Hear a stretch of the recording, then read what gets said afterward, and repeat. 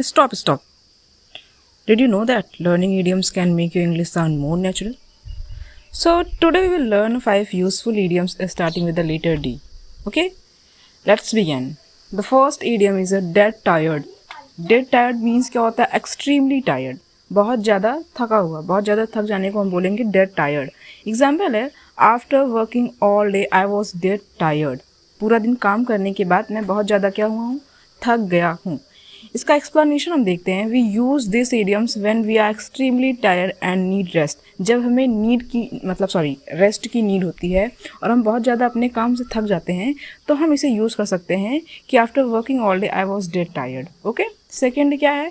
Down to earth, practical and humble.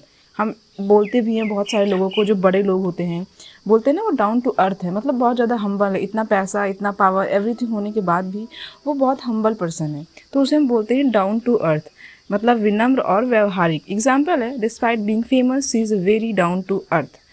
इसका explanation देखते हैं. This idioms is used for people who are simple and humble. जो people बहुत ज़्यादा fame name लेने के बाद भी हम्बल होते हैं, उन्हें हम बोलते हैं डाउन टू अर्थ. थर्ड है drive someone crazy, to annoy someone very much. किसी को बहुत ज़्यादा परेशान कर देना, बहुत ही ज़्यादा परेशान करने पे उसे हम बोलेंगे drive someone crazy. The constant noise drives me crazy. Okay, the constant noise drives me crazy. लगातार शोर मुझे बहुत ज़्यादा परेशान कर देता है. अब यहाँ पे ड्राइव्स का मतलब कार चलाने से नहीं है, ठीक है ना, तो कंफ्यूज नहीं होइएगा. एक्सप्लेनेशन क्या है इसका? We use this idioms when something annoy us a lot. बहुत ज़्यादा हमें कोई चीज़ परेशान करती है तो उसे हम बोलते हैं.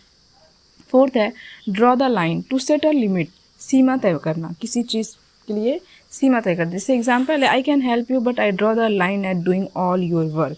मैं तुम्हारी मदद कर सकता हूँ लेकिन तुम्हारा पूरा काम नहीं करूँगा.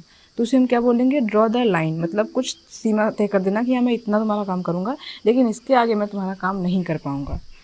तो इसका एक्सप्लेनेशन देखते हैं. This idiom is used when we decide what is acceptable and what is not. 5 क्या है? Drop in the bucket. Okay, a very small amount, बहुत छोटी मात्रा में, बहुत कम मात्रा में. This donation is just a drop in the bucket compare to what is needed.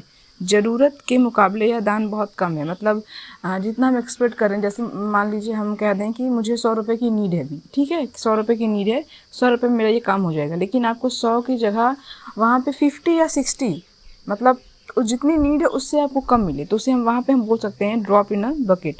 We use this idioms when something is too small compare to the actual need. तो उसे हम बोलेंगे drop in the bucket. Okay. So these 5 useful idioms starting with the letter D. Which idiom did you like the most?